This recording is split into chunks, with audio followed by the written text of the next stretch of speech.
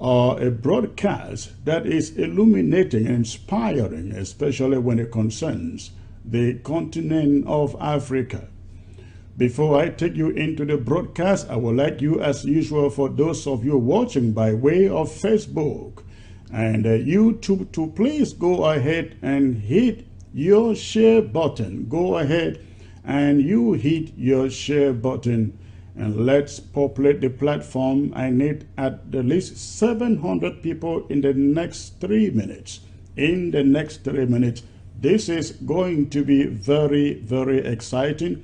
Ladies and gentlemen, I have with me two very special guests on the side, and we shall be talking some serious issues about Africa-China relations. So please get me started as soon as possible, as soon as you hit your share button. If you are watching by way of Facebook, hit your share button to get me started. Please let me see who is joining right now.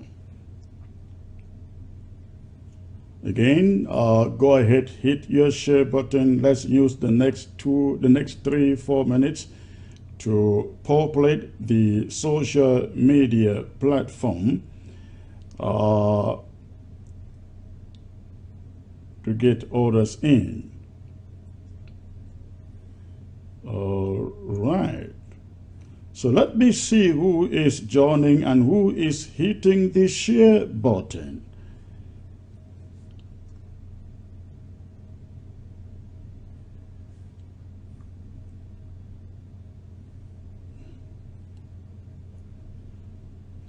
All right, ladies and gentlemen, please go ahead and hit your share button. Let us quickly populate the social media platform.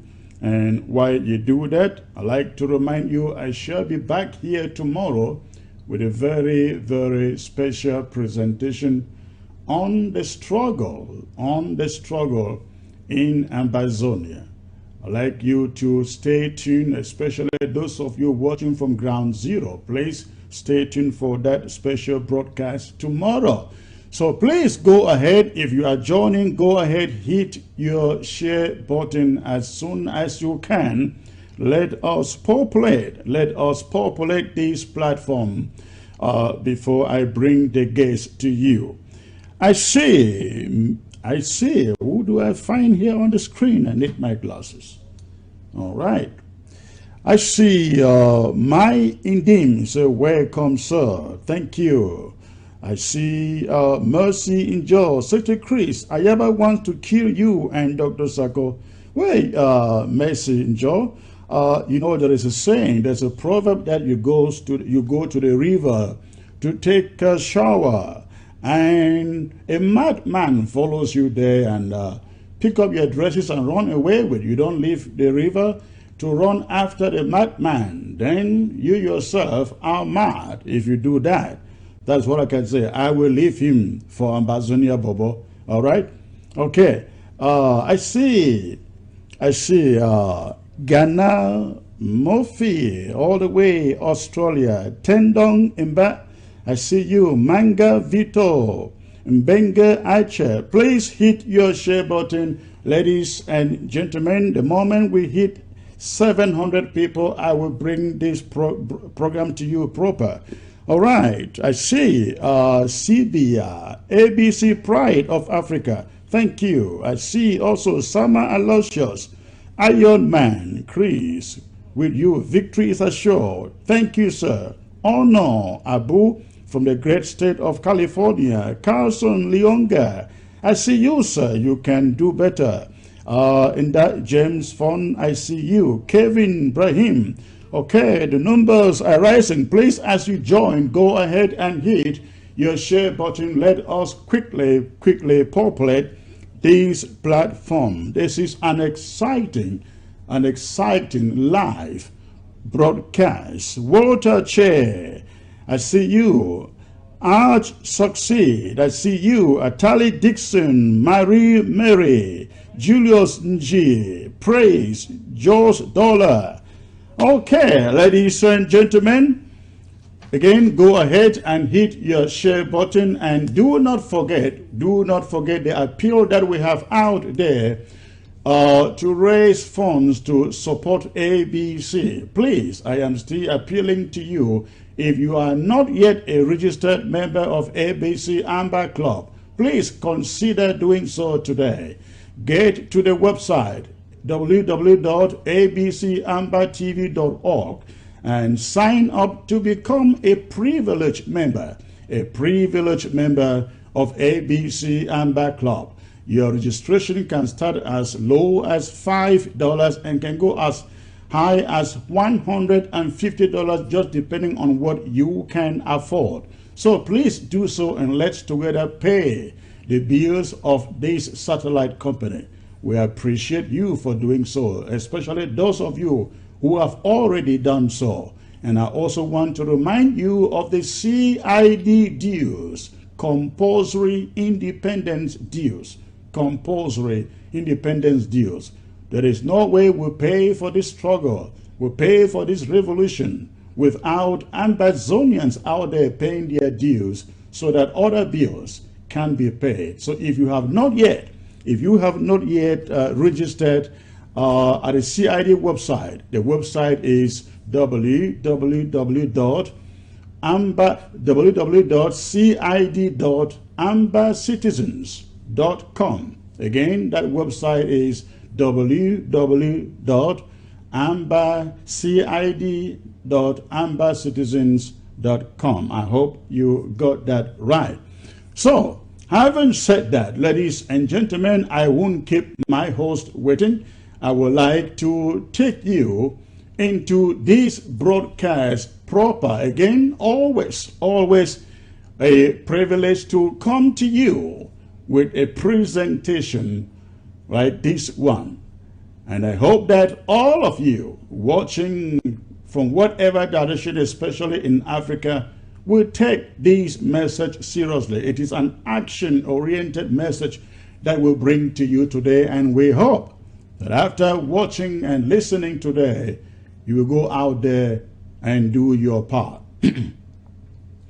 Not too long ago, the Chinese began descending on Africa for what I would describe as their own share of Africa's wealth or resources.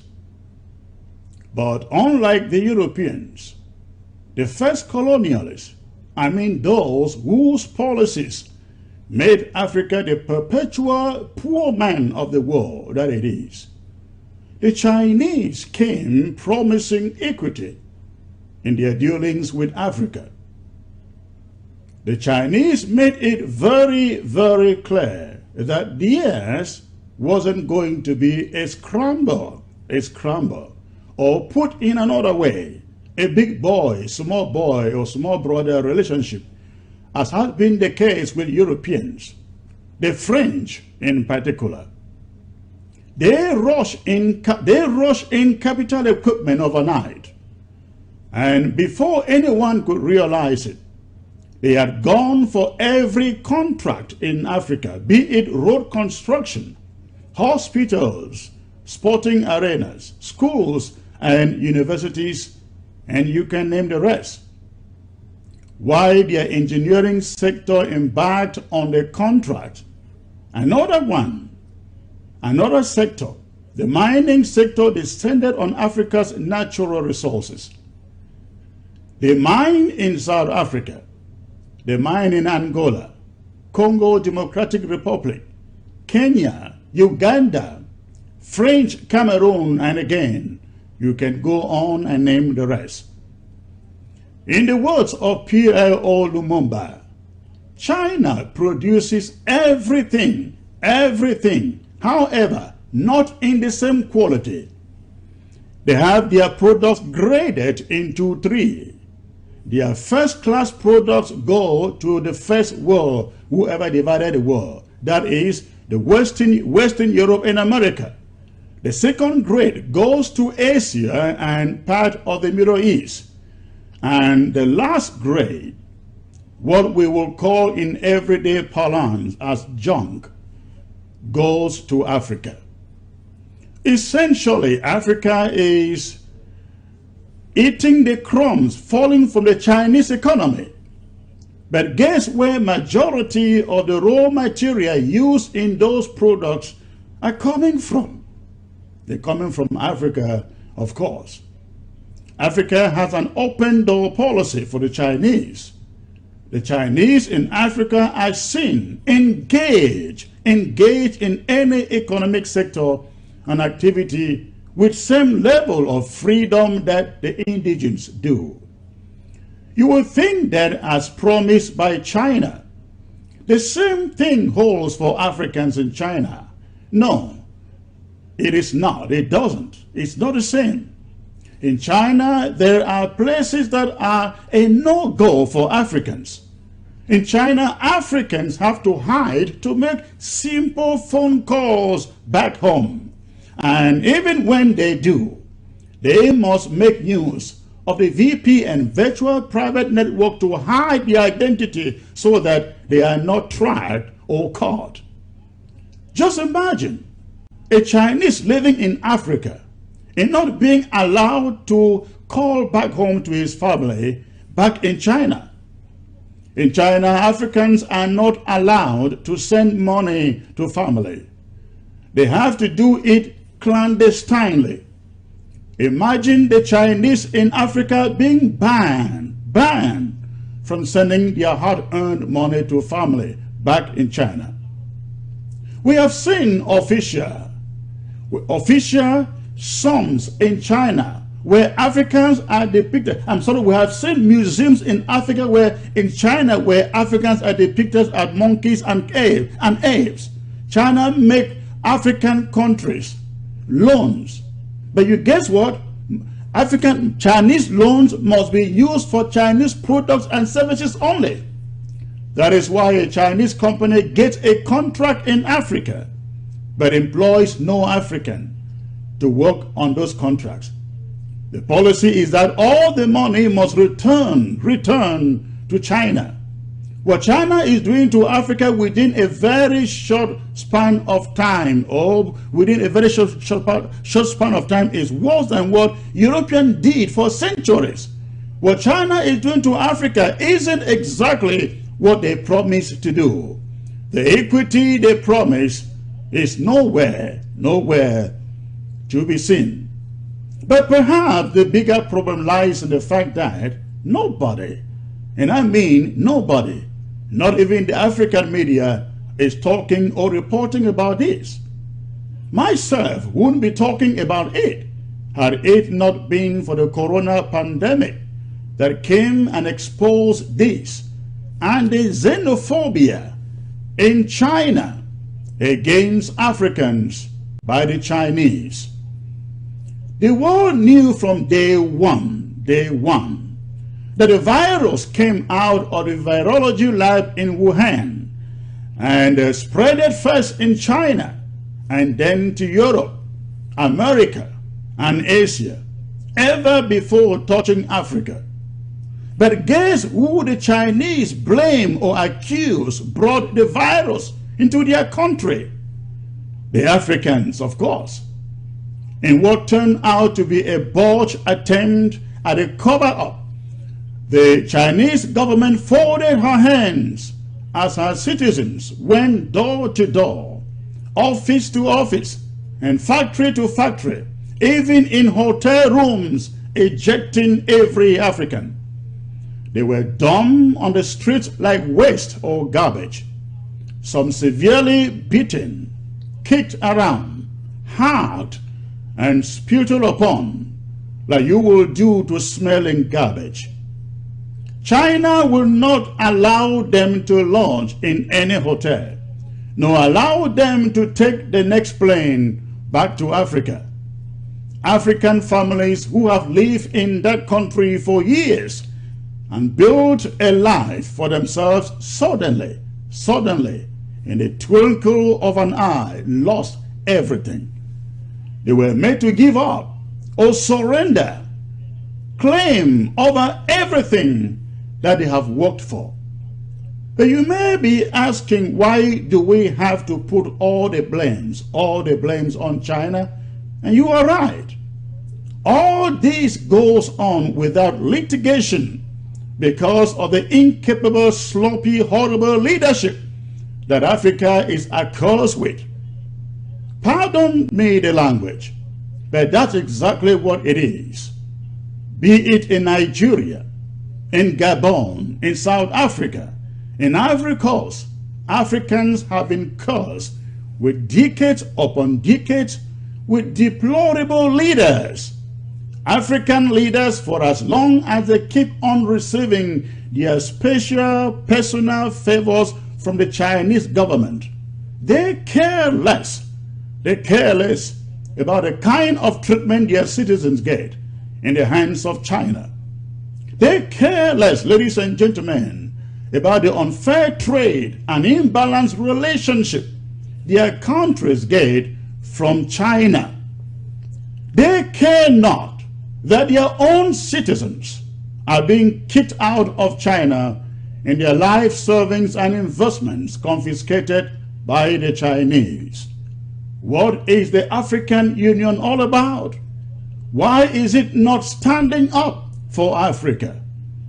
The moment has come, I believe, that Africa should start to kick out all Chinese diplomats in the continent until a revision of Africa-China relations is carried out.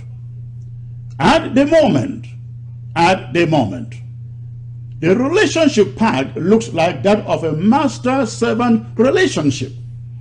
We should not fight to take back Africa from Europe, France in particular, only to jump into another contemptible relationship, slavery relationship with China. If something isn't done and now, Africa will only so soon regret it met China. Megan Siedo, an Australian citizen, one person who from her own little corner took on the Chinese to task, a known African in that matter, was almost ostracized from the social media after her condemnation of the Chinese over African treatment went viral. Take note, before you go about venting against the Chinese now, you may be banned from publishing on the social media. The Chinese are not only controlling Africa, they have even a bigger grip over the social media too.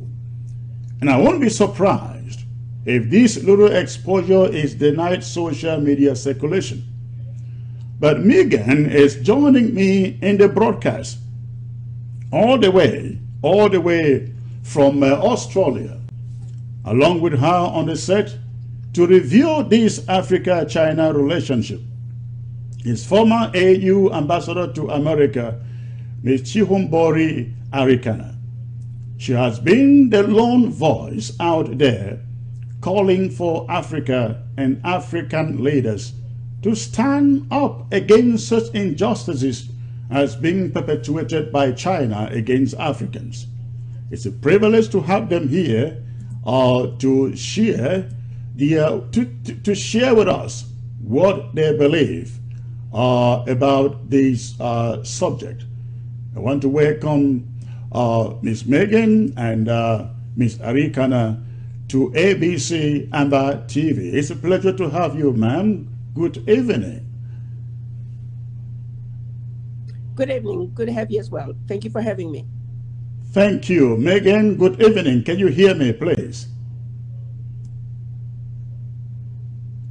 I cannot hear her, but we will get this right. Megan, I think I can hear you now. Good evening, is it good morning or good evening in Australia? It's good morning, but I haven't slept, so we've got with evening. It's good morning, and I guess it's Friday already in Australia, correct? That's correct, yes.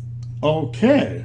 Again, thank both of you for joining me here in the broadcast. I will start with Madam Ambassador. You have been in the front line fighting for the emancipation of Africa in the 22nd century, I should say. You are the lone voice out there, seeing what is happening to Africa and talking about it. You witnessed what took place in China recently with the announcement of this corona pandemic. First, the Chinese were trying to put this on Africans in China. What is your take on that, man? Well, I think it's actually laughable that they would want to blame the Africans for COVID-19. I mean, it's laughable, it's shameful, and the world knows better. I don't even know who came up with the idea of blaming the Africans. It's ridiculous. Were you able to approach any Chinese officials to ask them what is going on? I mean, we knew from day one that the coronavirus came out from one of the labs in Wuhan. Did you ever have opportunity to speak with any Chinese official about this? No, I have not. I'm only playing my part as a member of the civil society and voicing on behalf of the many who have reached out to me, also voicing their complaints. No, but I've not spoken to any Chinese official. But don't you think that it is one of your rules to reach out there, number one, as a spokesperson for Africa and an African Union former ambassador, to reach out to the Chinese, at least to maybe the ambassador here in the USA, to say, hey, what is going on in China? Africans are being kicked out. They're not only being kicked out, they're receiving physical tortures. I mean, would it hurt to reach out to find out why this is going on? Well, I don't believe there's an ambassador yet in the Washington office, and I'm not sure what's going on, but the chairperson of the African Union, the only communication I've seen was a tweet from him. And so, again, I know my lane and I know my limits. I am no longer the representative. And so I'm speaking as a civil society. And so as civil society, I've done my part. We drafted an open letter and that went through to the embassy, the Chinese embassy here in Washington, and requested that it be delivered to President Xi Jinping of China. So as civil society, we are doing our part. And that's about the extent of what I am able to do. Now, if President Xi chooses to reply, then fine, we'll see what the reply says. But otherwise, you're quite right. I think the louder voice should be coming from the African Union, and but I understand that the issue is being handled through diplomatic channels by majority of the African heads of states, and even at the African Union level. We're just not privy to the actual conversations that are taking place, but it's my understanding that the issue is being addressed at the highest level.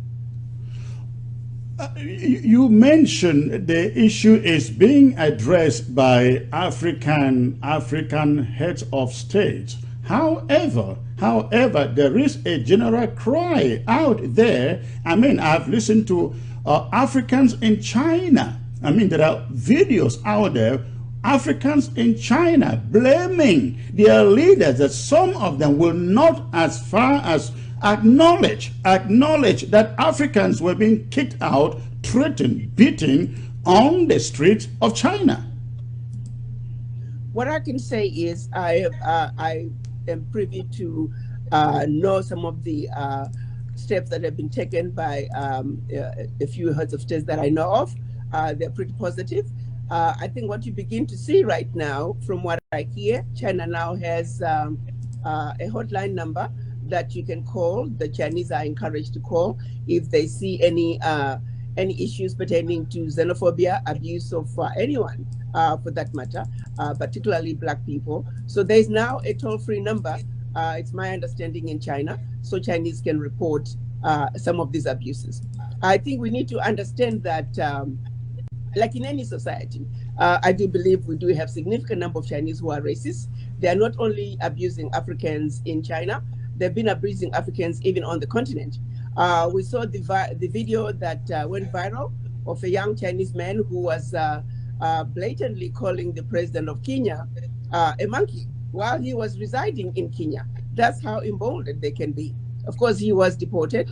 I personally think he should have been arrested and let him suffer the consequences of his behavior. We saw the video of that Chinese employer who would routinely whip his employees if they are a few minutes late or whatever minor infractions that they may commit. But there was no need for that. So we've had many stories. This has been going on for a while. So I thank you for shedding light onto this very important issue. But the Chinese need to realize that they need to be good neighbors. There are over 10 million of them. China has a lot to lose if the African leaders were to come together and say, you know what, if you cannot treat Africans properly, then maybe you need to take your Chinese back home as well. So this issue needs to really be addressed at the highest level. As Black people, we are not going to sit down and allow our brothers and sisters, not only in China or anywhere else on earth, we're not taking it lying down anymore. We are going to stand up, we are going to speak up, and we will keep speaking until every African in China and anywhere else on earth is respected. What is happening in China is unacceptable. I understand it's a certain segment of the Chinese population that are extremely racist. We have to speak to it, and it cannot continue. It cannot continue to happen, and we will not have it. That's just all there is to it. Let's send a strong message to President Xi Jinping that the behavior coming out of China from his citizens will not be tolerated by us Black people, and he needs to understand that. When you say that there is only a segment, when you say there is only a segment of the Chinese population that is engaged in this xenophobia, you will expect that the Chinese government does something or is doing something. I don't think that is actually the case. We have not really seen the Chinese government being proactive to arrest this situation. In their museums in China, you see Africans are put side by side with Chinese, and Africans are referred to as monkeys and apes. I mean, in Chinese museums, how can they be doing something and you still have official museums with Africans depicted as monkeys? Again, this was all part of last year. I'm speaking to the reaction that I am hearing in terms of the changes on the ground since the outcry pertaining to the recent developments in China. It's only lately, I think it was last week, I hear there's now a hotline that people can call to report these atrocities. But you're quite right. It's unacceptable that it even happened, first and foremost. Even when it was on television, and the museum was authorized to do that. Even the commercial, you remember that commercial where a Black man was thrown in the washer and it turned white? It's just deplorable. It's unacceptable. It should never have happened to begin with. That's why there's an outcry from the Black community and from around the world, really. You're finding that even white people, non-Black people, they're equally outraged. So we must speak to these abuses. And I say, China is one of the 5 members of the UN Security Council. The United Nations is the watchdog for all human rights abuses around the world. So of all countries to be a perpetrator of human rights abuses, China cannot be one of them. But it is what it is. And as civil society, we must keep talking. We must make sure that the Africans who live in China are treated with respect to the same extent that the Chinese who are living in Africa are being treated with respect. That we will not rest until that is accomplished. If it is not accomplished, we're just not going to take it. We're just not going to take it. If we have to airlift Africans out of China, well, then President Xi Jinping needs to get ready to airlift Chinese out of Africa. Thank you. Let me turn over to Megan again, who is joining us from Australia. I think about a week ago, one of your footages which you made after the incident in China went viral. It was all over the place on the social media. However, I have come to learn that Facebook rejected that video from being published on Facebook, but I still found it on a number of platforms on Facebook. But I got reports that Facebook was rejecting that video footage. Megan, what interest, what took you into Africa? I mean, getting so concerned to put out that message that you put about the Chinese? Well, my interest in Africa, it's always been there. I can't remember a time in my life where it hasn't been there, and I don't really know how I can fully explain it. But for it to become serious to the point where I sit and make videos and will speak out, my husband is an African. He's a Ghanaian man, which means my father-in-law and my mother-in-law are Ghanaians, and my brothers and my sisters and all Africans are now my brother and my sister. So if I don't speak and if I don't have a voice, then I'm part of the problem. If you don't do something about it, you are also part of the problem, and I refuse to be part of the problem. So for me, for Africa, Africa is my soul. It's in my heart. I have a daughter. She is half Ghanaian, and Africa is her soul. So it was really important for me to speak out and do something, because I want to take that baby home, and I want her to go home and see Africa. I don't want her to go to Africa and see China. Tell us, what has been the response that you have gotten from Africans after your video went viral? What has been the response? It has been crazy. My phone hasn't stopped. It's been mostly positive. 99% of it has been really, really, really positive. There was a couple of political people that posted the video. That one was great to read the comments, because this has now become a political thing. So it was insults backwards and forwards. So when you say political people, what do you mean? Politicians and people that are in that political eye that are shared on their platform. So opposing people with opposing views and opposing political ideas, really ripped me apart. So, but I think if you're going to sit in the public eye and make a video like that, you have to be prepared to take the bad and the good. So my favorite is that I have voice messages on my phone in Chinese. I have no idea what they're saying, but that's been my favorite, my favorite thing. So now, these politicians you're referring to, are they African politicians, Chinese politicians, or Australian politicians? No, not Australian. I don't know how viral it's gone here in Australia, but I know it's more predominant in Africa. So yes, there was some Africa politician that posted it on their platform.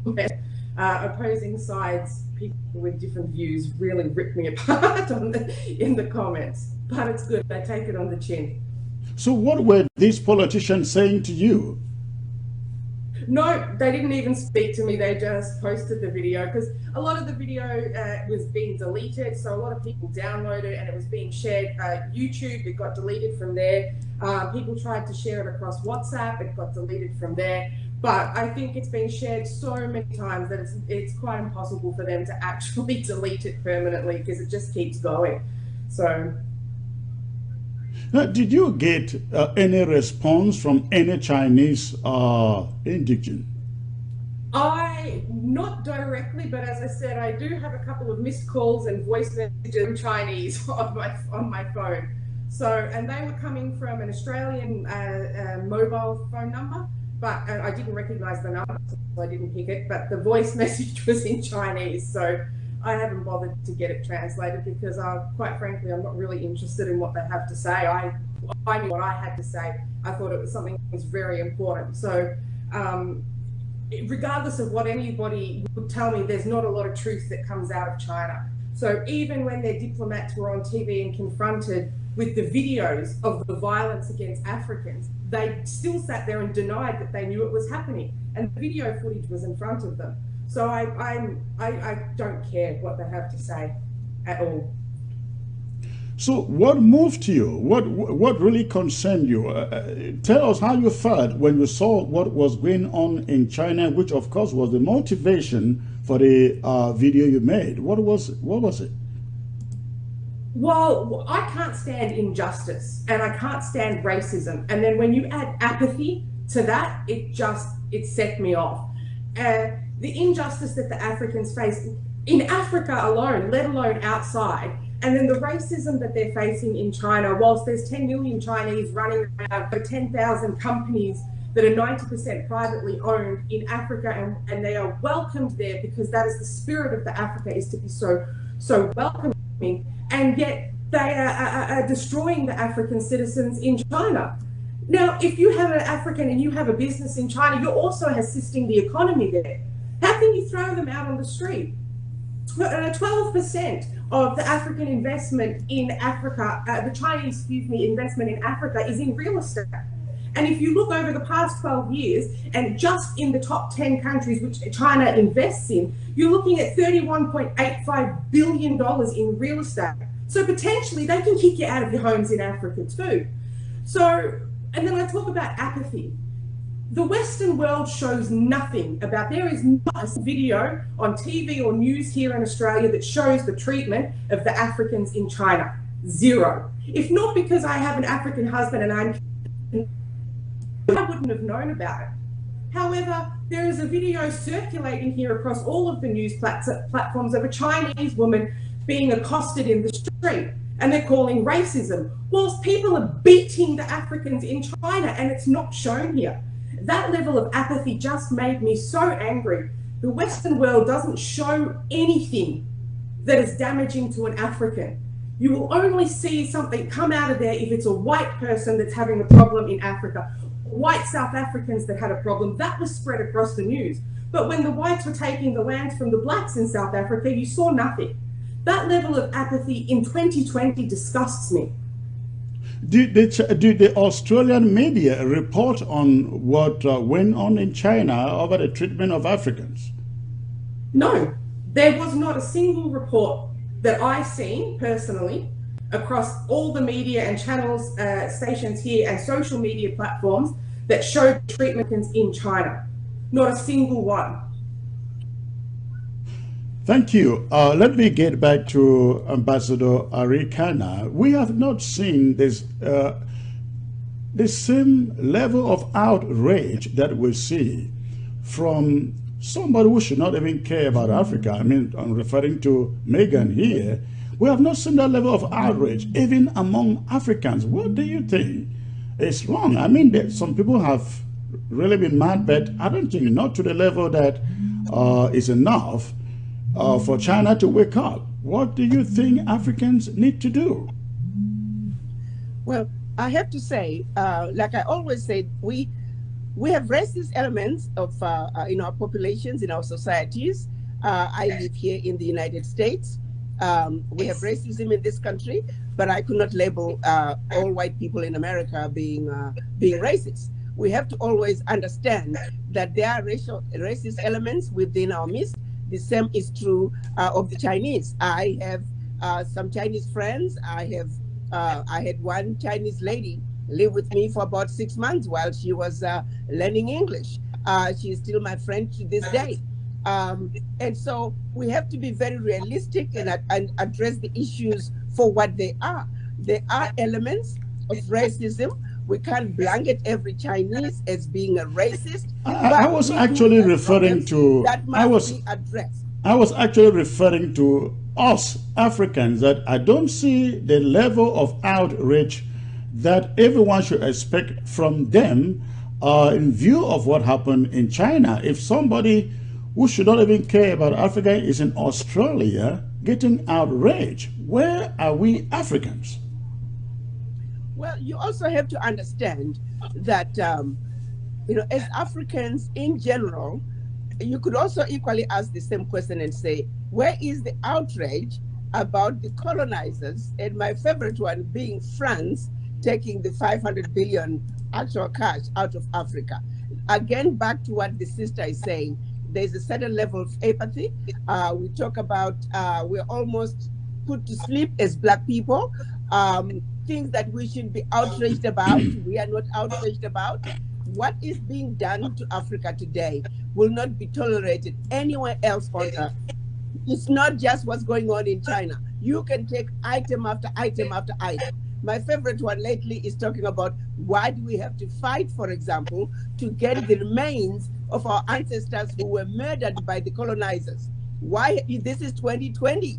We are in the 21st century. The Europeans are refusing to give us the evidence of murder that they're not denying that they committed, and we got to go to court just to get the remains. We got to go to court just to get our stolen precious artifacts from Europe. So the abuse of Africa has been going on, and I think because there's so much of it, we're almost immune to it, and in some cases we've almost accepted it as normal. That has to change. That has got to change. Because what China is doing, they're just joining the Europeans who've been doing it for a long time. So there is a reason why, that is another reason why we have to come together as Africans, which is why I keep speaking about our unity. What unites us first as Black people is our Blackness. I often say when they shot Mamadou in New York in the 90s, the police shot a Black man. They did not shoot an African. They did not shoot an African American. They did not shoot an Afro-Latino. They shot a Black man. As Black people, no matter where we are, we must understand that what unites us first and foremost, irrespective of where we were born, is our Blackness. So we have to unite. Our strength, our power is in our unity. And that is what the colonizers and the slavers were able to.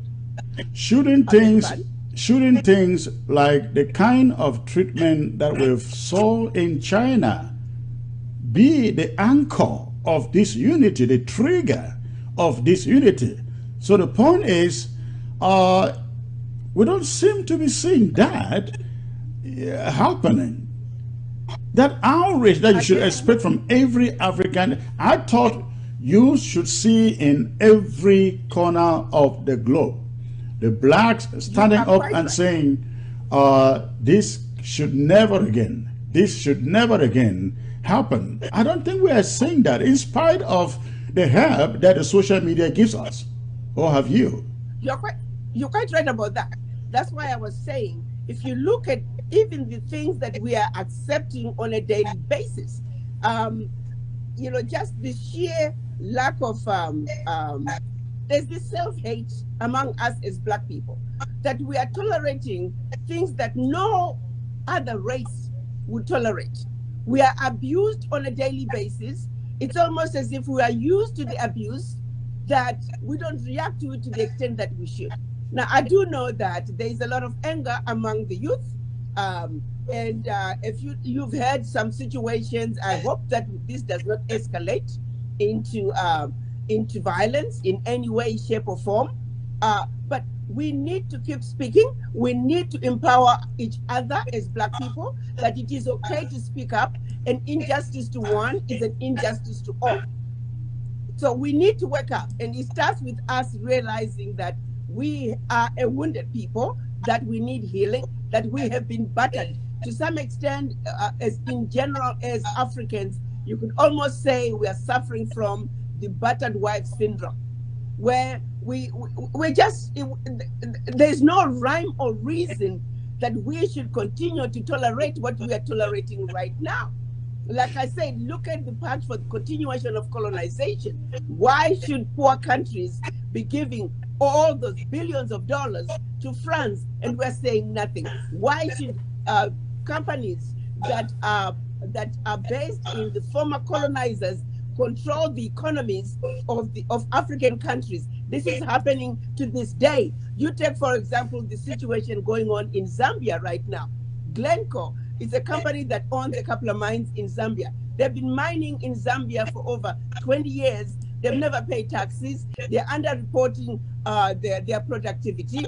When the government starts saying you have got to pay taxes just like everybody else, the average Zambian on the street is paying taxes. Why can't Glencore, the conglomerate, pay taxes? Then how did they respond? They respond by sending 11,000 employees home as a direct way of sabotaging. But let me ask you, why do you, or why should we blame Glencore? Why don't we blame the African leader who is in charge of that country, who is the one who's supposed to say, hey, every company, every multinational coming to invest in Zambia knows they have to pay taxes, and if they don't pay taxes, they must leave. Why can't we hold rather the leaders responsible for this?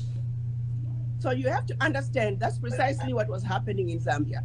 A lot of these presidents, some of them, Zambia is a good example, they're coming to power with the agreements that are pre-existing. A lot of these multinational companies, they have safe havens that they have been using to avoid paying taxes. It's a very complicated situation, and you have to use the law to be able to get out of that those agreements that go back to colonization. So it's easier said than. The government of Zambia has been working with Glencore to try to get them to pay taxes, but they've been playing games. If you look at Rwanda, for example, I don't think any multinational will do that in Rwanda. I don't think any multinational will do that in Ghana. So when you talk about the way these agreements have been crafted, again, I would still think that the home country is the problem. And when I talk about the home country, I think I am referring to the leadership in that country. Because, Madam Ambassador, when you talk about Africa coming together, Africa reforming, Africa standing up to the West and to the Chinese, it will never happen until there is a change in African leadership, a change in mentality in African leadership. We can beat our skins, our bodies all over the place, but I'm really afraid without a change of mentality in African leadership, nothing will change. Nothing will change. I said in my monologue that the problem is that so long as African leaders are getting their special favors from Chinese leaders and European leaders, they don't care what happens in the country. I mean, is that wrong? Let me say, you're quite right when you talk about the change in our mentality. But until we have a critical mass of the population, including the leaders, a critical mass that now has the right mentality. When you look at the average African, even you, my brother, when you travel in Africa, you're more likely to be discriminated against by your own people. That is true. Black brothers and sisters, simply because our minds are not in the right place. Well, you take somebody, a minister or a CEO of a company, if their mind is still shackled, they go to the boardroom with a shackled mind. The decisions they're going to make on behalf of the people, on behalf of the organization, are going to also be colonized. So yes, you're quite right about that. We need a critical mass of people who understand that first and foremost, their responsibility is to the people. Let's face it, when you look at governance, you have ministers who are supposed to implement the decisions that have been made. If that minister is not awoken, that minister is the one who is going to be the one misrepresenting the people. The permanent secretary is the one who's going to be trying to siphon the funds. A lot of these ministries, the way they are set up, ministers come and go. The permanent secretaries, with my own experiences, a lot of the corruption that you see happening, sometimes it's at the level of the permanent secretaries, because they're the ones that have been in the ministry for the longest time. I'm simply saying, until we have a critical mass of Black people who are awoken, who understand that the decisions they make in the boardroom are supposed to be representative of the people, and that is not about you, it's about representation, wherein lies our problem.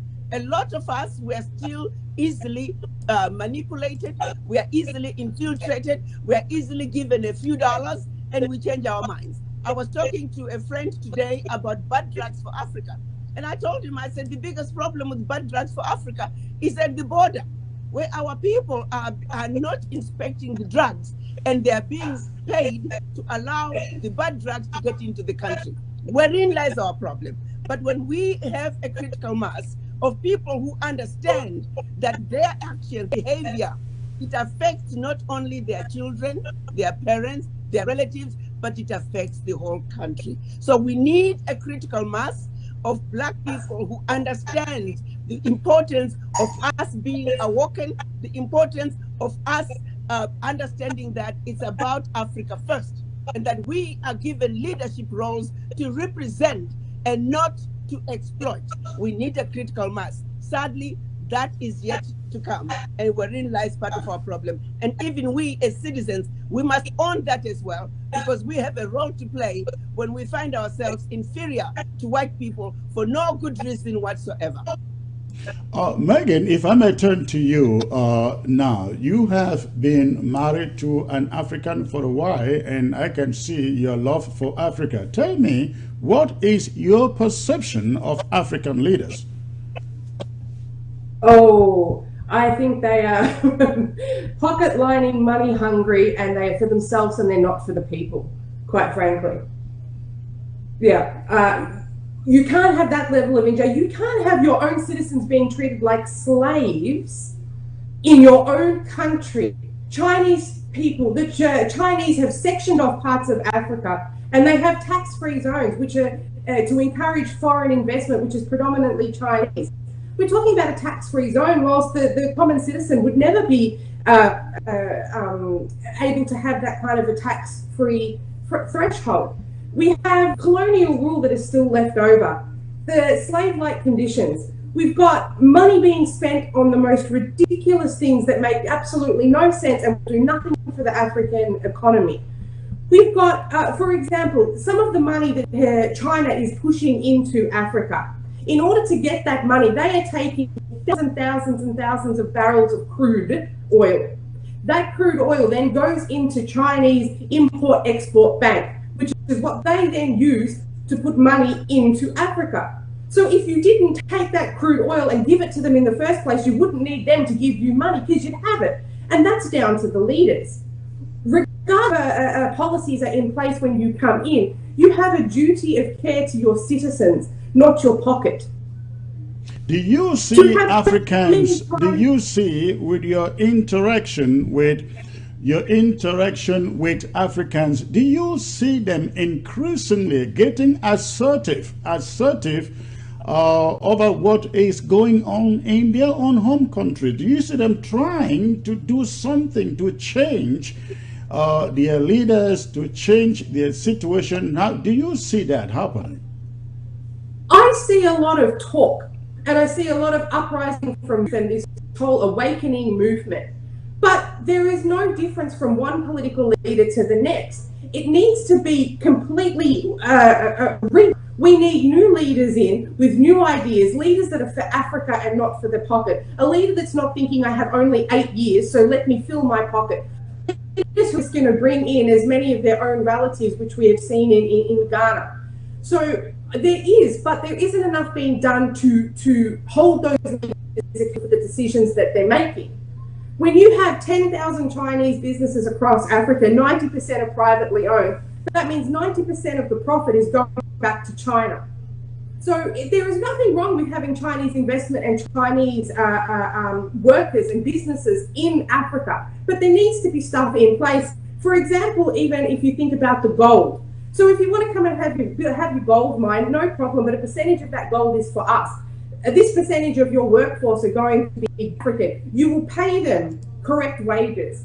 So many people's eyes are on China, and the apathy towards Africa means that nobody is looking. Nobody is paying attention. So while they're paying attention to China, and they're, just as an example, because it's not China alone, the child slave laws, the sweatshops and all of those things, the world has been constant on that. But nobody's looking at Africa. So now we have this situation where they can come in, cheap labor, and not pay people for a start. Right. When the copper prices went up and China came in their droves, right. And then when the copper price went down, they left. Meanwhile, the African citizens in Ghana in particular are crawling around in an e-waste dump, which Australia is a part of, dumping their e-waste and their computers and microwaves. And you've got children scavenging around an e-waste dump for copper so that they can eat today, whilst China took home millions and billions of dollars worth of copper. That is on the government. Madam Ambassador, let me ask you a question in regard to this. We have a situation where The Chinese send in, they give African loans. The Chinese give loans to Africa, and those loans must go towards Chinese products, Chinese contracts, Chinese citizens. The indigenous people do not work in those contracts or for the Chinese in those contracts. Everything goes back to China. What are we going to do to change this mentality? Because I don't understand how you can come to my country, get a contract to construct a stadium with a loan coming from your country, and all the employees are from your country, none from my own country. How is it helping us? I don't think even the Europeans do that. Come to Africa, my son. Actually, to be honest with you, this is not a new thing coming from China. They are doing precisely the same things that when you look at the loans that Africa is getting from the World Bank, these are loans that are being given to Africa and mandated that the equipment, as much as possible, everything that can come from the Western world comes from the Western world. The Chinese are just doing it at a much larger pace that is more visible. Where we again are falling short is us. We need to be better negotiators. I think I was talking at one time with one of my friends who was a staffer at the U.S. Congress, and he was saying, Ambassador, let your ministers and people who are coming to negotiate, they must read the contracts.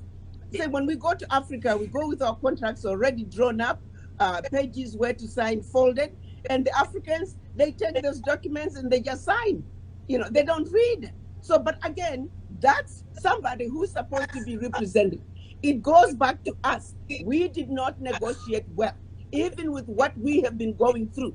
The average African country is spending over 30% of their GDP in loan repayment to IMF and to World Bank, loans that will never be paid up. We need to be better negotiators. When we are given a bad deal, we must not sign it. But unfortunately, until we have again back to the critical mass, people who understand, we should be making changes. It's my understanding that after the last FOCAC meeting between the African heads of states and President Xi Jinping in 2018, a lot of contracts that were poorly negotiated are being cancelled. A lot of people in government who are representing their various countries are now put on notice to make sure that they pay attention to the contracts that they are recommending to be signed. It all goes back to a leader is as good as the people around them. So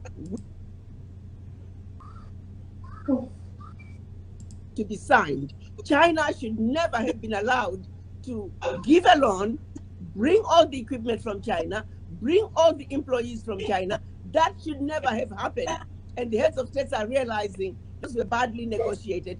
And I know for a fact, a lot of leaders are canceling a lot of the contracts because it was happening at a time when a lot of countries were strapped and were in need of cash. And so some of the contracts may have been signed harshly, but I can tell you that is now changing. China currently, and I know for a fact, China is training thousands of Africans. That was negotiated during FOCAC. China is, they are being trained in China as well as on the continent. Many countries are stipulating that 50% of the employees must be local, and there has to be skills transfer. The people who are responsible for negotiating these deals, they must also negotiate in good faith. China is not going to start pointing out loopholes. It's up to us to point out the loopholes. It's up to us to refuse to sign these bad contracts. So who is responsible for? Let me go back to why, in our case, we need the diaspora to get involved. Africa does not have enough capacity, enough expertise to build the Africa we want. The expertise that could also assist the heads of states and government is in the diaspora. So we have to find a way of getting ourselves involved, which is why the organization I registered, African Diaspora, Development Institute is going to do. Organize us, African diaspora, so the African heads of states no longer have a reason to look to China or to look to Europe before they look at their own children in the diaspora. Because what Chinese can do, we have plenty of expertise in the diaspora. We can equally do that. We can build airports with diaspora, with contractors from the diaspora. We can construct roads. Everything that China is doing, we in the diaspora, if we are united, we can do that. The heads of states are looking out to China and Europe because the expertise is just not there in Africa. There's not a single African country today that has the capacity to build a railway line. But when we organize as African diaspora, we can build a railway line. So what is needed is for us, people in the diaspora, to play our part. When we organize and we go to the heads of states and say, you have been talking about the diaspora, here they are. Give us the first right of refusal before you give any contract to any company outside Africa. The onus is on us to organize. So we can't complain. Don't you think the diaspora has already been doing that enough? I beg your pardon, honey. Don't you think the diaspora has already been doing that enough, saying to the leaders in the continent, give us an opportunity to have a say in the contract? Well, actually, we're doing it in small groups. These contracts are humongous contracts that call for collaboration. No one country can have the expertise. What's happening with diaspora is conversations are taking place on a national level with small groups. What is needed is a conversation at the continental level. That's where you can gather enough engineers to build a railway line. That's where you can gather enough doctors, for example, to make a difference in the healthcare system. I often use that as an example to say, we can complain about how bad healthcare is in Africa. The reality is, if all African doctors are abroad, all African-American doctors, you could include those, were to go back to Africa today, we're only going to meet about 30% of the need. So in order to improve the healthcare situation in Africa, we need to build the capacity. No amount of money put into healthcare with the situation that it is today, that's going to improve healthcare in Africa. If I may ask, though, who is responsible for building this policy? Is this the AU or individual nations in Africa? I think now that we have the African Continental Free Trade Area, it is our opportunity. Finally, we have a document that is opening the way, breaking those boundaries and allowing us to trade with each other as a continent. Prior to that, the boundaries that were imposed upon us by the Berlin Conference made it very difficult for a man in Malawi to purchase, with his kwacha, to purchase something from Nigeria in a naira. Now we're opening the borders. The Afrexim Bank is putting in a monetary policy, a digital currency system that a man in Malawi can now pay in a kwacha for his goods that are coming from Nigeria, and the seller in Nigeria will receive his money in naira. So at a continental level, we now have a document that is going to make it easier for the much needed continental decisions to take place. A lot of what needed to be done developmentally, it's very difficult to get the expertise in a small country like Togo or Djibouti or Kenya. You have to look at the continental. So we need to be able to organize as a continent. But on our end as diaspora, let's start with us, because the Cameroonians alone, there are not enough of them to really make a big impact of the change that Nigeria needs. I use an example of my own country of Ghana to say, President Nana Addo thought building more hospitals, expanding, renovating new hospitals was the way to address healthcare. Half of those wards are sitting empty, not because there are no patients, but because there are no doctors. The healthcare workers are in the diaspora. There are more doctors in New York than in the city of Ghana. I use another. But this is the problem why we have all these. This is the problem why we have all these professionals in the diaspora. When you have a country in which the youth have no say, the working class has no say, and if they try to say anything, they are picked up and put in detention, put in prisons. You mentioned Cameroon. In Cameroon, you dare not open your mouth and oppose a government policy. And that obtains in most African countries. So when you have a situation where the worker cannot challenge authority about what they are doing, you have them running to the diaspora to look for better opportunities, like you said, which is the reason why they are here. How can they contribute unless these dictatorships are taken care of? I used Cameroon simply because you happen to be from Cameroon, my son. No, I'm actually from Ambazonia, Federal Republic of Ambazonia. Okay, Amazonia. I just use that as an example because of you. What I can say is, when we discuss issues to do with Africa, I often say, let's be fair. Let's not paint all African heads of states with the same brush.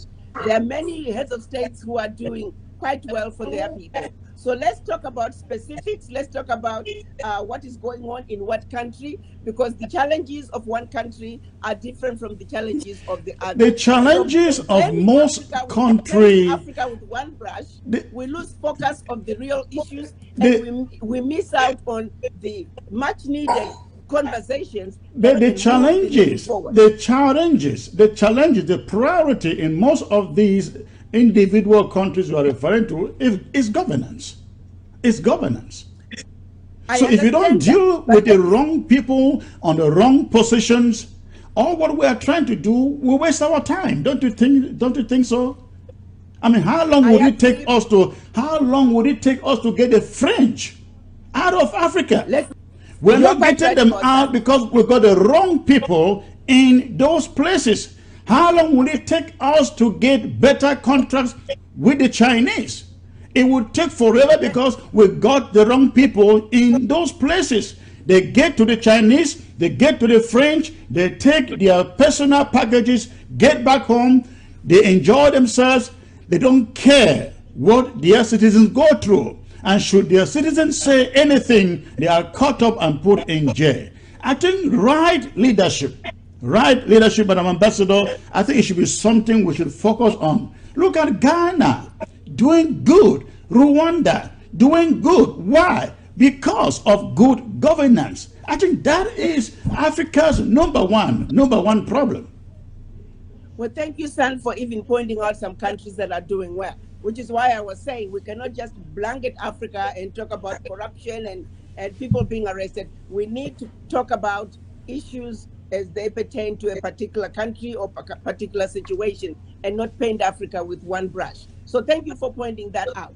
Let me also say, when you look at our history, the reason Francophone countries were not discussing the issue of the Pact for the Continuation of Colonization is because our history had shown that any president who tried to go there, they were either assassinated or imprisoned. It was a death sentence. So we have some serious realities that unless these issues are addressed in a tactful manner, we are now moving in a direction that these leaders are going to have cover as they try to move forward and pull away from France. An individual country like Togo trying to pull away from France is mission impossible. However, all of West Africa coming together and speaking with one voice is a much easier battle to fight, to pull away from France, than if the individual countries are trying to do it on their own.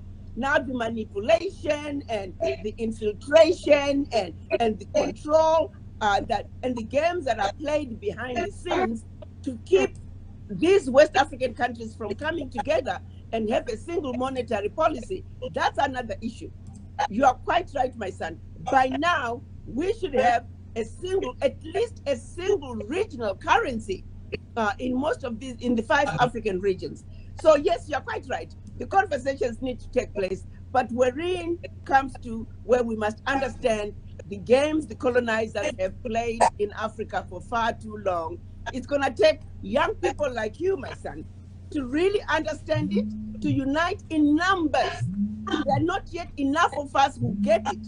When we unite in numbers and we are awoken and we no longer have the shackles of the mind, we can stop the insanity that is going on in Africa today. There's no other way to describe it. The exploitation of Africa that is going on today has got to stop. You look at value addition, something so simple, value addition to our natural resources. It's something that we should automatically do. That is why our youth are unemployed. And yet our money is creating jobs for the Europeans. The young youth in Europe are getting jobs because of Africa's natural resources. What little girls in Europe need is exactly what little girls in Africa also want. So you're right. We need more critical masses. We need more diaspora to go home. Let's join our brothers. Let's be the loudest voice to continue to push for Africa that is free of exploitation, an Africa that is truly independent, and an Africa that can compete on the world stage just like the rest of the big boys. That can only happen when we unite, which is why I'm so glad we have the African Continental Free Trade Area, and I hope that every diaspora can understand it and see it as the completion of what the Pan-African fathers were looking for in 1963.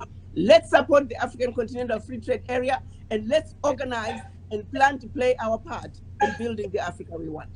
All right, thank you. Let me move over to Megan. Megan, if you place good governance and these contracts, fair contracts that we are talking about between Africa and China, Africa and Europe, which one would you choose for a priority, to fix governance or to fix contracts? It has to fit the people. These things can't be for the governance or the pockets of the people. It can't be, it has to be people and the nation, and it has to be to the benefit of the country that those contracts are in. The Queen, she mentions the continuation of the colonisation pact and the difficulty it is to move away from that. If I may stop you a little bit there, my question is, you listen to the ambassador putting a lot of emphasis on the need for organization on the ground, the people's organization, but I kind of differ with her. I think the pressure, more pressure should be put on the government, the leaders, to do what is right. But in your position, you have had some experience dealing with Africans. What would you prefer the most first? Is it good governance that then execute good contracts, or you choose to go first with good contracts that maybe bring jobs to the country? What would you go for first? There's no point in good contract if you have bad governance, because that good contract is supposed to bring revenue to the country. And if you have bad governance, then that revenue isn't going to be used correctly for that country. We first need good governance with good people, surrounded by good people. So not just one part of all of the governance needs to be united in the front and the fight for that particular country. So if you have good governance and then you have good in place, then you have great economy and great resources and everything that is needed, because you've gotten rid of what is corrupt. You've already gotten rid of what is rubbish, and you've brought something good in place, and then they've put something even better in place. So therefore, all of it is for the benefit of the individual countries within the continent. All right. So you would advise Africans to change their leaders? Absolutely. Absolutely. And look, I can't, as you said, you can't blanket it and say absolutely every single leader in Africa is corrupt. But we have to also be fair in saying, I mean, if you look at the amount of money that has come in, and I know it seems like we're attacking China, but that's sort of the issue that we're dealing with. So if you look at the amount of money that has come into Africa from China just in the past 12 years, you are looking at $245 billion. So $500 billion. So from between 2006 and 2018, there was $240 billion in loans for infrastructure that's not going to raise any kind of revenue. Then China itself has also invested another $245 billion across, and that's only in the top 10, with the Republic of Congo having 15 million, up to Nigeria, who has, I think, 60 billion. So the amount of money that's coming into the country it's equal to, if you look at $500 billion, is equal to roughly 350 US dollars per citizen across the entire continent of Africa. With that kind of money, we should see some real change. They should be a superpower. They should be an absolute super player and a main player in the game, and not still relying on more loans and more money. Because they have the ability to generate their own. Africa has everything it needs. It doesn't need anything from outside. But if you don't have good governance, then the money that's coming in isn't getting put to good use. Now, Ghana, particularly, as you mentioned, is a country that's doing really well, but they're not doing well enough. And it may be controversial to say, but when you have government spending $9-point-something million to relocate a passport office to build a cathedral worth millions and hundreds of millions of dollars, whilst you don't even have a psychiatric center. Your hospitals have got rot and wood. You've got people seeking out prayer camps rather than hospitals, because the standard of the hospital care, healthcare, is just substandard.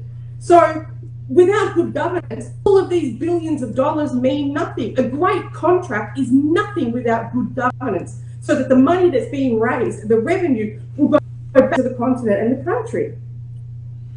Well, thank you.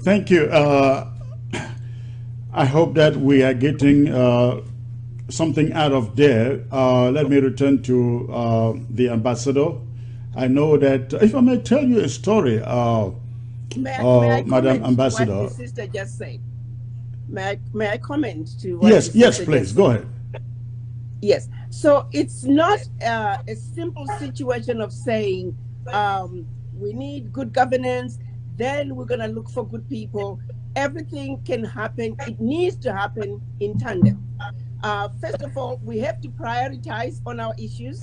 Let me give an example of how the figures that she just pointed out, in terms of the funds that have come in, loans from China over the past 12 years. Combined, you're looking at about 500 billion. May I remind her that France alone is taking over 500 billion a year, not 12 years. African Union has estimated that in order to completely build out the African infrastructure, we are going to need about $100 billion a year for the next 10 years. If that were to be available, that's only 2 years takings from France. So let's be realistic. It's not just China. Our problems are to do with the colonizers, and China is just becoming yet another colonizer. We must look at our problems from a global point of view and make sure that we have the right people qualified to do the job. I cannot ever emphasize enough that the capacity Africa needs is in the diaspora. Let's make no mistake about that. You are perfectly right about that. You are very correct. You are very correct about that. But let me tell you something about France, which, of course, it won't surprise you. I had a guest who was supposed to join us in this broadcast, but because of where he works, he was instructed, if this conversation would have anything to do with France, we will not allow you to participate in the discussion. And so he had to bow out. But the French lobby is very, very strong. If anybody thinks that the French are giving up on Africa anytime soon, as they want the rest of us to believe, that is a lie. It is not going to happen anytime soon. But I'm going to ask you, between the French and the Chinese, who are our lesser enemies? Madam Ambassador, both of you can take the question.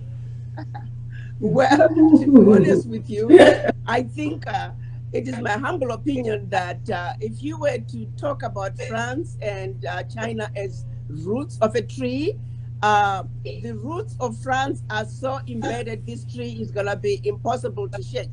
Whereas the roots of China, we can shake them. China hasn't been as embedded in Africa, and their roots are not as deep-rooted as the French roots. So I think there is a possibility, good possibility, that we can continue to negotiate with China and make sure that they do the right thing. France, we also have a chance to negotiate with France, because President Macron is a young man. He is progressive. I think we have a better chance of seeing some movement with Macron in power. We don't know who else is going to come behind him. But so what's needed really is for us to really just stand up and have our leadership look France and China in the face to say, what you are doing is wrong and you need to stop. We will not tolerate it anymore. So we need to stand up and just push back, because we are the victims and they are the perpetrators. Ours is an easy fight because we are coming from the point of righteousness. They are the bad guys and we need to stop them. Like I often say, we can no longer allow them to punch us and we give another kick. We can no longer allow them to punch us and then we have to apologize for them punching us. No, they are the perpetrators. We must hold them accountable, and that can only happen when we are awoken and we are no longer afraid of them, because they are just as equal to us as we are to them. We need to have a critical mass that is awoken, that is ready to say, enough is enough. France, you can no longer continue to colonize us. The rest of the colonizers, we know what you have been doing to us, but we must be strong enough and fearless enough to push back and tell them enough is enough. What is Megan's take on this? Do you think the French or the Chinese are lesser enemies in Africa? Well, I think Queen Arikana has just said it all, truly and honestly. The reason everything is so focused on China right now is purely because of the coronavirus, this COVID-19. But the French, the roots are very, very, very, very deep there. And when we talk about the continuation of the colonization pact, part of that limits your military alliance to France. So even if you wanted to fight back, you will align with who? So as I said, we need unity, and with unity, we can push France out. As far as China is concerned, China are silent assassins. They start with one, next thing you know, there's 10 million of them. What this COVID-19 has brought awareness to that. Now, do we need to be fighting two evils, or we can get one that's easy to get rid of now, which is going to be China, so we can focus on getting France out of Africa? It makes no sense. Countries in Africa speak French. You're not from France. You're not French. We need African dialect, African language, African money in Africa. So that $500 billion, that is, as she said, yearly. How ridiculous that goes to France. And the only reason France continues to do what it does is because it will collapse without that money. So France is the devil. And France is the devil. I think you are in agreement there with Ambassador Arikana that France is the biggest devil here. But with unity, we can deal with it. With unity, we can absolutely get rid of it. If the entire nation stands out, who are they going to come and assassinate? Nobody's coming to assassinate anybody if all of Africa stands together and says, try it. They won't try. All right. Please, it seems the ambassador had something to add there. No, I was going to only say, amen, my sister, amen. Thank you, Queen. All right. Please, ladies, if you can sit there for a second for a commercial moment. When we come back, I would like to open the phone lines for a few questions from the audience, and have their take on what they have to offer or say about this subject that we are discussing here. So please stay tuned. Don't touch your remote. Start a new career as a Linux system administrator with an average salary of $80,000 to $120,000 a year. Dynamic Tech Academy has transformed many lives for the better through our 6-month Linux program. We are so excited to announce that we are adding DevOps course and Red Hat certification at no charge, which will make students more competitive. Over 80% of our students have no prior IT background. Yet, vast majority of alumni land jobs in 3 to 6 months after they start applying. Our ultimate goal is to reach 100% student employment. So we work with every student until he or she gets a job. Upon successful completion of the course, we will provide resume building, interview preparation, and job placement assistance. With the Linux course, you get more than 300 hours of in-depth training, and you get to learn from experienced instructors. By the end of the program, our students can be Red Hat certified if they choose. Our alumni work in companies, both government and private companies in the USA, Canada, and even Europe. Want to learn more about the program? You can contact us at info@dynamicdmv.com, or you can call us at 240-604-9505, or you can call us at 240-423-7865. And you can also visit us at www.dynamictechdmv.com. If you are interested in online classes, please register on our website. That's once again www.dynamictechdmv.com.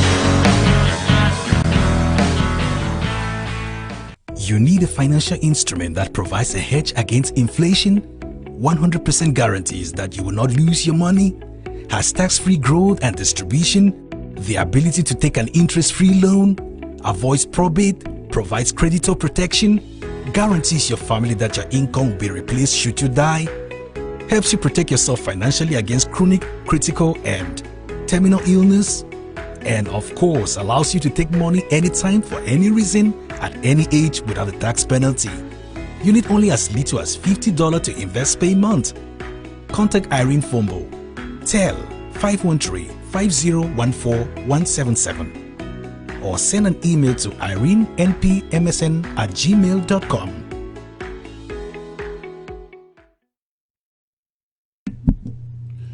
Welcome back, ladies and gentlemen. I am having with me here in the studio or on set two very, very well informed Africans who know what it will take to change Africa for the better. Again, want to welcome Ambassador Arikana. Ambassador, before we get to the cause, one last question. You talked so much about the need for Africans to come together. There are lots and lots of Africans in pain. And I will quote you the example of Southern Cameroon, where you have people are killed on a daily basis by the regime in Cameroon. There are over 700,000 internally displaced persons, according to United Nations own statistics. There are over 80,000 refugees out there in Nigeria, and over 3,000 settlements have been burnt down by the regime in Cameroon. I have not heard you say anything to humanitarian situations like this one. How do you think people who are going through such pain listen to your message and accept it, if you can't talk about a humanitarian situation? Well, to be honest with you, I would say a good significant percentage of the African population is going through some serious humanitarian issues. You know, right next door in DR, I've seen horrific videos of what is going on. You look at the Sahel nations, a lot of carnage, a lot of people getting killed.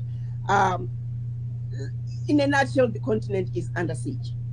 And when you look at it and say, where do we begin to address these issues? Like I said, each country has different challenges, but in a nutshell, when it's all said and done, make no mistake about it, the continent is under siege. And what needs to be done is for us to look at Africa from a global continental point of view. And when it's all said and done, the majority of the countries that are having issues, they are former French colonies. So let's look and say, where is the root cause of these issues? And that's really what we need to talk about. And that's what we were talking about earlier, to say Cameroon alone is not going to be able to fight France. Individual countries cannot fight France. You understand the geopolitics probably better than I do of Cameroon. And you know what needs to happen if Cameroon is to be, and in your case, Ambazonia is going to be completely free. So it's not a simple matter. It's a multifactorial issue, but let's face it, Africa is under siege. There is no question about it. The carnage that is going on in too many African countries should not be tolerated. And it is only happening because we are small economies that are easy to exploit. When we are united, like my young daughter there just said, that they can mess with us if we're fighting individually. But if we all came together, it's easier for us to win the fight than if each individual country is fighting on their own. So yes, my heart bleeds when it comes to what is going on in Cameroon, in Ambazonia, in what's happening in DRC, in Somalia, Djibouti, the Sahel regions. It's just sad. The continent is under siege. That's why there is a need for a continental approach to Africa's problems. We need a continental army. We need a single African currency. We need an African central bank. We need our own monetary policy. We need an African stock exchange. Those are things that should have been done a long time ago. The if we are going to problem, be able to neutralize a lot of this, but it's because we were divided. Why it took us 56 years to come up with the African Continental Free Trade Area. Again, those are some of the things that you can't help but just say, we're just stupid, you know, because this is a no-brainer. It should have been done a long time ago, but that is our reality. This is where we are. It is what it is. But those to whom much is given, much is expected. That's me and you. Let's realize that we need to also play our part in what goes on the continent. We cannot sit from 10,000 miles away and complain when we can't even unite ourselves as Africans living in the same neighborhood. We need to realize that the change that we desire starts with me having a serious conversation with the image in the mirror and realizing that to a great extent, I'm suffering from the legacy of colonization and that I need to unshackle my mind. And first and foremost, I must step out and unite with my brothers and sisters, because united, we could deal with the situation in Cameroon if we are united. Cameroon alone is not going to be able to push back against France. My brother, you know that as much as I do. the problem of Cameroon, yes, is partly the French, but it is more than that, considering that the French really don't have anything to do with the relationship between Ambazonia and French Cameroon. I think the problem that is in Cameroon is the inability of those who run the country to listen to the people like we have in every other country. So it has resulted to where we are today, a conflict that has gone on for 4 years. And when you talk about approaching this from the African angle, we don't have an African angle. The AU does nothing. The international community, they do nothing either. Well, they try, I would say they try, but Africans, the AU does absolutely nothing. The AU looks like a lobby for these individual leaders. That is the African problem. If the AU was serious, they would have waded into what is going on in Cameroon to say, hey, you can't keep killing the people, burning their settlements, driving them into the bushes, sending them into refugee camps. The African Union has not done so. Again, your point is well taken. The issues of Africa, you would hope that the AU as a continental body, could have some say. The problem with AU is that it does not have sovereignty. The African Union Charter clearly states that the African Union cannot interfere with the affairs of the state. So they can only come in as negotiators. They can try and coerce the leadership, but AU does not have sovereignty and does not have the right to dictate what a nation can do. Remember, the membership membership to the African Union is voluntary.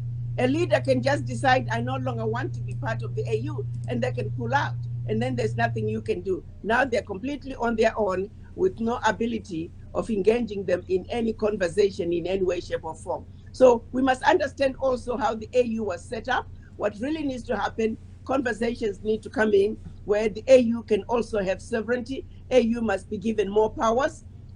We have a lot of good organs that should be ratified in the African Union Parliament, for example. The African Court, the African Court, we need to have those organs to be ratified so they can begin to play their role. But to date, they have not yet been ratified. What is delaying the process, I do not know. But I can tell you one thing. If we were to fight from the continental level, the battle would be a lot easier.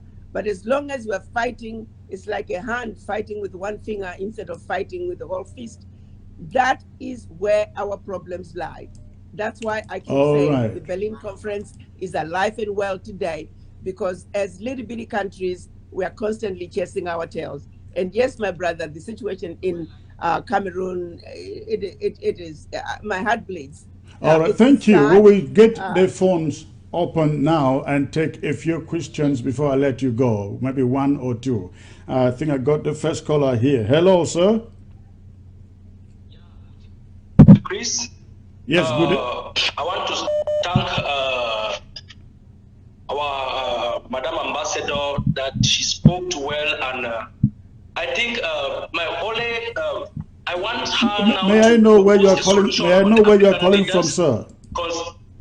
Hello. May I know where you are calling from, please? Yeah, I'm calling from Sweden. All right, thank you. Go ahead with a question. Yeah, I want to ask Madam Ambassador that if she was the head of the Organization of African Unity, because maybe these leaders don't know the agenda to draw during their meetings or what to talk on. So if she was the head of the Organization of African Unity, if she was to chair a meeting of all these presidents, can she draw us a program on what to talk to? Maybe most of these African leaders can also hear and learn and know the topics to talk on. Thank you. But she doesn't have the powers to draw the agenda. She's no longer there. It's just like a proposal, an idea, that if she was the head. Okay. Yeah. All right, Madam Ambassador, please. Something from that. Yeah. Thank you for the question. That's a hypothetical question. You have to understand that the African Union Commission chair, their main responsibility is to implement the decisions as agreed upon by the African heads of states. The heads of states, they meet, and when they leave Addis, which is where the headquarters of the African Union is, they go back to their countries and they're boggled down with their day-to-day issues of running their country. The chair of the African Union Commission is the one who's supposed to run around, come behind them, and make sure that what they have agreed upon is implemented. That also is a big challenge for the African Union. A lot of decisions are approved, but we lack implementation. The African Continental Free Trade Area, for example, it is a perfect example of how the chair could really make a difference by making sure that everybody is pulled in that needs to be pulled in. Let's make no mistake about it.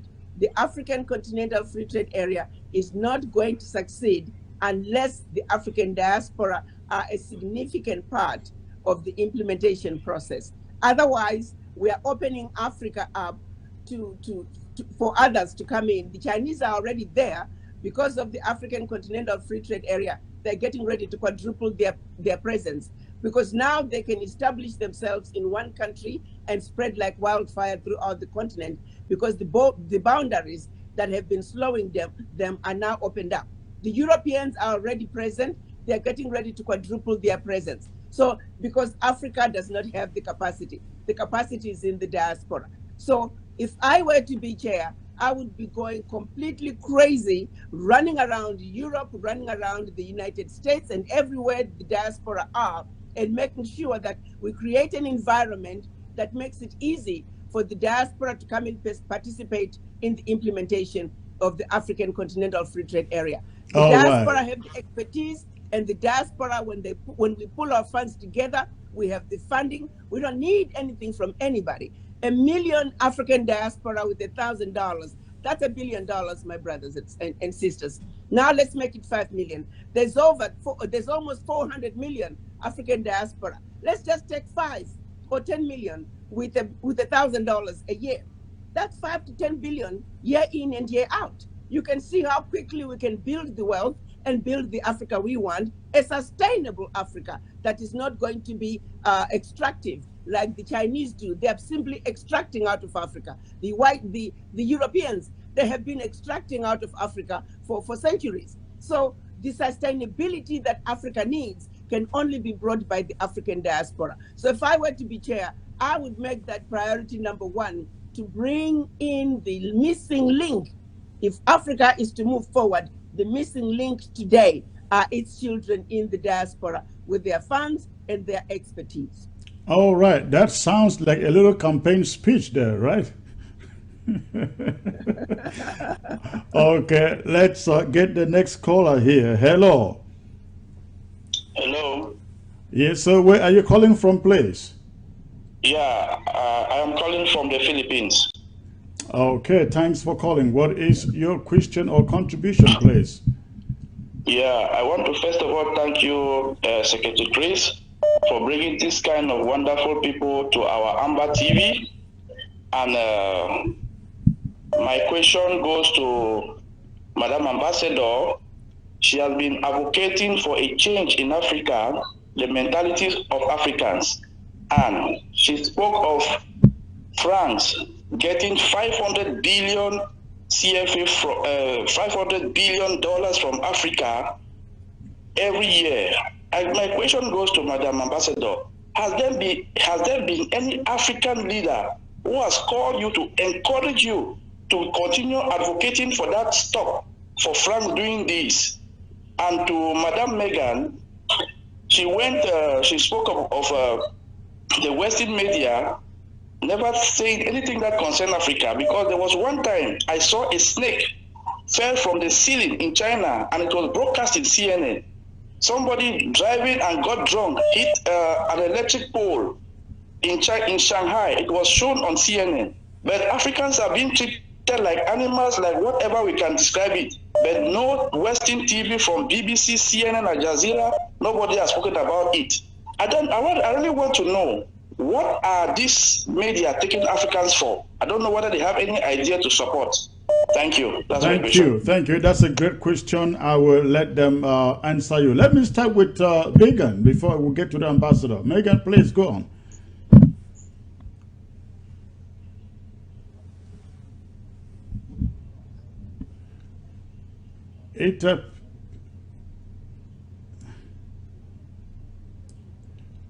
Now, all those years ago, when people who looked like me came to your continent, we came there to divide in order to conquer.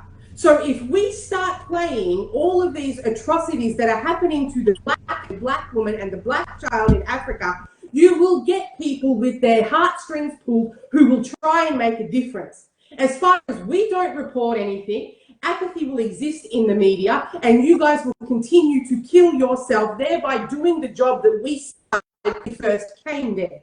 So the media will not report it because they don't want, the powers that be do not want we to be involved in stopping that.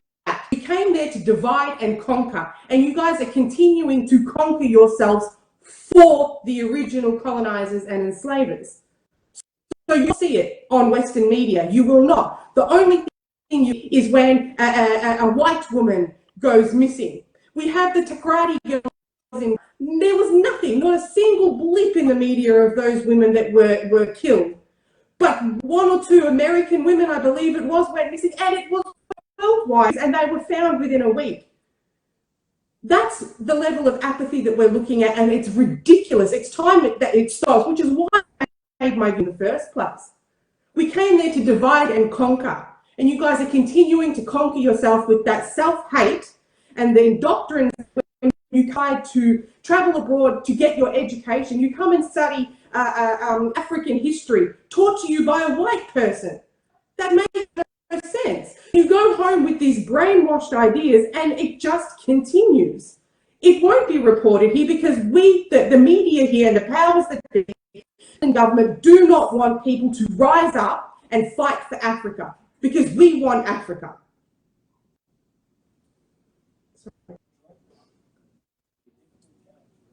And I could chime in on that as well. And I'm adding on to the issue of being brainwashed. When you look at even our own media in Africa, they should be reporting our stories. We don't report our stories either. And it goes back to the same brainwashing, which again gets me to say, when it's all said and done, Africa's problems boil down to each and every one of us as Africans. We do some of the dumbest things as Africans. We must wake up and smell the coffee. We must wake up and defend our Africa. What is not tolerable in the West should never be tolerated in Africa either. And yet, when the bad news are reported in the West, we look at them differently. When the same happens in Africa, we look at it differently. We need to be our own advocates. Our own media must also highlight all the good news coming out of Africa. I use an example of the African Continental Free Trade Area. When the European Union was being created, we were being fed news blow by blow for years before it happened. And when it happened, it was all day long talking about the European Union, what they were doing, what's getting ready to happen. Everybody knew about the European Union coming. Does anybody even know? What percentage of Africans even know about the African Continental Free Trade Area? What are we doing to promote our Africa? This is a monumental decision in the history of the continent. I was in Ethiopia when the African Continental Free Trade Area became in force. I waited until midnight to see if there was going to be any fanfare when the AFCFTA went into force. No fanfare. I switched from one television to the other. There was nothing. When the heads of states launched the African Continental Free Trade Area, I was in Niamey, Niger. Same thing. I went to my hotel room. I was scanning televisions, looking for news about the African Continental Free Trade Area having been launched. Nothing. Where are our news media? Why aren't they picking up this issue and discussing it? Even now, we are looking at official implementation of the African Continental Free Trade Area. We should be having media talking about it, talking about our history, how we got here, why this is a monumental decision that must be celebrated by every African, why every African should be looking at saying the most amazing continent is finally getting it right. That the continent that is where the rest of the world is looking to is getting ready to open its borders wide open, that we, the children of Africa, must be on the driver's seat of this agenda. It is a new deal in Africa. We must be part of it. Nothing. The people who have no business knowing about the African Continental Free Trade Area, they're the ones who know about the AFCFTA. I'm talking about the Europeans and the Chinese. The children of Africa who must know about the AFCFTA don't even understand it. So Wareen goes back to what my daughter here said, that it is about our minds. It's about the brainwashing. We must wake up and realize that we're suffering from this affliction, and that it's only when we rise up that Africa can change. Madam Ambassador, the caller also wanted to know if you are hearing from any African leaders who are saying to you, we like what you do, keep on. Very much so. I remember one day I was I just checked into a hotel, and my phone rang. I won't mention which president, but it was the first lady of a country. They just finished watching my video, and she said, "Oh my God, I'm so glad we got you. My husband and myself are your biggest fans. We've watched every one of your videos." So yes, I've heard from several of them. All right, wonderful. Let's get the last caller before we call it a day. Hello. Hello. Hello. Please, can you turn down the volume of your set and focus on the phone, please? I have. All right, go on, please. Where are you calling from? I have. I'm calling from the United States, precisely Maryland. Okay, what is your question or contribution, sir? I really don't have a question. I just want to affirm with something that I'll call her Mami Kari now. She said something like, our problem in Africa is with us. I really affirm with her on that point. And there is one thing that us Africans from the diaspora, we can sometimes, our own people, when I say our own people, I don't only mean like our leaders, us like our family relatives and male Africans, they don't really accept us when we go back home to try to make a change. When we go back home with some kind of a knowledge to to do something with them, to work with them, they look at us like we are foreigners. Most of the time, they only expect us to come back with money. So when we go back home, try to establish back home, they look at us like we're strangers. They say, carry down an American thing. I would say that in Pidgin, take down an American idea and take it back there. So these are, sometimes it's our own people that are really hindering us to establish back or to educate them back there in Africa. So I'm just, for instance, okay, I went to Africa and I bought a mango juice. This mango juice was produced where? In Dubai. I was so pissed off, and I spilled it on the floor, and they were looking at me like, you want to show them money, you want to show us that you have a lot of money in America. Why do you do that? I said, I'm so pissed off because this is just 20% juice, and it's produced in Dubai. Dubai don't have a single mango plant. How could we be importing mango juice from Africa? So I just want to say that Africans, we should learn, we should understand that most of the time we should not bring back material goods from the West. We could come back with knowledge, like our doctors, our engineers. When they go back home, they are not treated sometimes like they are not really welcome. That's just all. That's just what I wanted to say. All right, thank you, sir. Thank you for the call. I will let Madam Ambassador add something to that if she can. Yes, absolutely. And I think the caller is absolutely correct. Thank you, San, for bringing that point. And that's again where I would say, if we were to be organized as African diaspora, I'm going to use the coffee growers out of East Africa. I was in one of the West African countries, and during breakfast, there were these little sachets of instant coffee. They were from Switzerland. You know very well that's West African coffee. Why is it that we, the diaspora, could come together and organize those coffee growers in Africa? What they're being paid for their coffee beans to get out of East Africa is kittens, because they have no market. You tell me why we diaspora, there are about almost 10 million continental Africans. With the African Americans, you're looking at about 50 million of us. Why are we still drinking Lipton tea? Why, when we have the best teas out of East Africa? Why do we have Folgers coffee in our kitchen cabinets when we could be drinking the best coffees in the world coming out of East Africa? But we are not organized enough.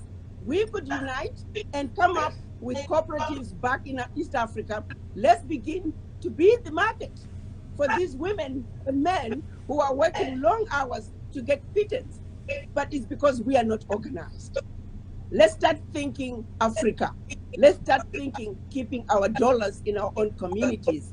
The organization that I have established, African Diaspora Development Institute, go and sign up, OURADDI.org, OURADDI.org. The plan is to pull all of us together so we can begin to post these opportunities that we can come together and pool our monies and invest. We can change that narrative.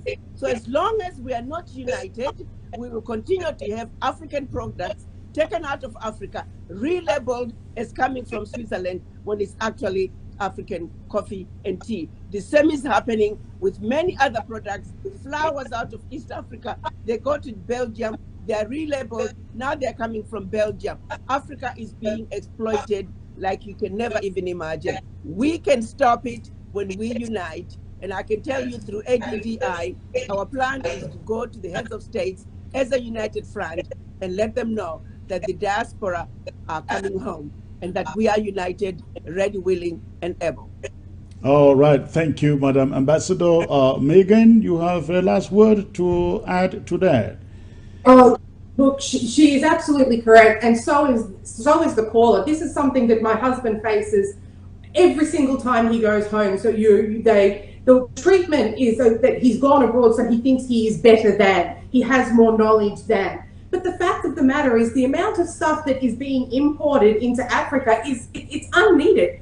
They export it, relabel it as the Queen has said, and then it's brought back into Africa and sold to you at exorbitant prices. If we have unity in the East Africa where they are producing the coffees and the teas, if we have unity in the cocoa farmers, if they come together and say, you know what, I'm not letting you take my cocoa and give you cents a kilo and then sell it outside for billions and billions of dollars. If they build factories in Africa that can produce chocolate, the amount of money that would be coming into the country. We've got China importing plastic rice while we grow rice in Ghana. You've got Chinese farmers growing rice in Ghana and importing plastic rice to Africa, and plastic fish and half quality products, stuff that they won't consume themselves.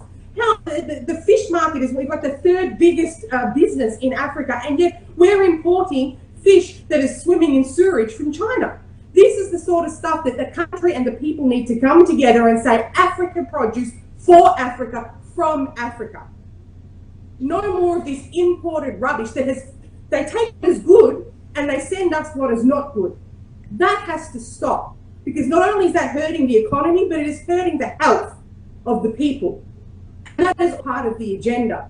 This toxic stuff that is coming into the country from outside, whilst Africa has the ability to grow everything that it possibly needs. They don't need to import anything. There is no need to import anything. We've got even the presidents, the leaders are importing cars. Well, if you've got Kantanka then in Ghana particularly, making Ghana-made cars, there's no reason for that amount of expenditure to even occur. So all this import is ridiculous when Africa has everything it needs right here. We should be exporting it at top dollar to the outside world. If we stop exporting it to cocoa to Switzerland for them to make chocolate to sell worldwide, if we make it in Africa, we can sell it and we can make billions of dollars instead of Switzerland making billions of dollars off our farmers who are killing themselves in the cocoa fields. Drying the cocoa, and then we're not talking about machines, we're talking about workers, individual farmers that are killing themselves so that Switzerland can make billions of dollars off chocolate. That makes no sense. So if we unite, if the cocoa farmers unite and the coffee growers unite, then we can fight the system of getting paid pennies while the government sells extraordinary prices outside so they can import the rubbish. Thank you. Thank you. The point you are making, that is the same point I made mention in my monologue of the kind of products that leave China for Africa. 3 types of products. You have the first grade, the second grade, the third grade. The first and second grade, they go to the USA, to Western Europe. Second grade to Asia, the Middle East. And the last grade, the chaff, the junk of it, goes to Africa. Can I jump in really? Because it's not just foodstuffs. We have here in Australia This is a jumping left field, but even vehicles, okay? Here I can purchase a vehicle nationwide. I cannot register and drive on the road because it has legally been written off. But I can put it in a container. It's written off for a reason because it is a death trap, it is unsafe. But I can put it in a container and ship it to Africa and someone will buy it and drive it on the road. That's the sort of thing that people need to start waking up to and stop that sort of thing happening. The West has to stop polluting Africa. It has to stop. Thank you, Megan. I believe you have an ally in Ambassador Arikana, and we will continue this discussion. Well, she is a fan in me because I've watched all her videos too. So oh, sometimes wonderful. when I sit down and make a video, it's because I've watched something she's had to say and I've managed to get some knowledge and fire. So wonderful. I thank the Queen for everything she is doing. I'm really honoured to be sitting here with her today. All right, I will give Madam Ambassador the last word.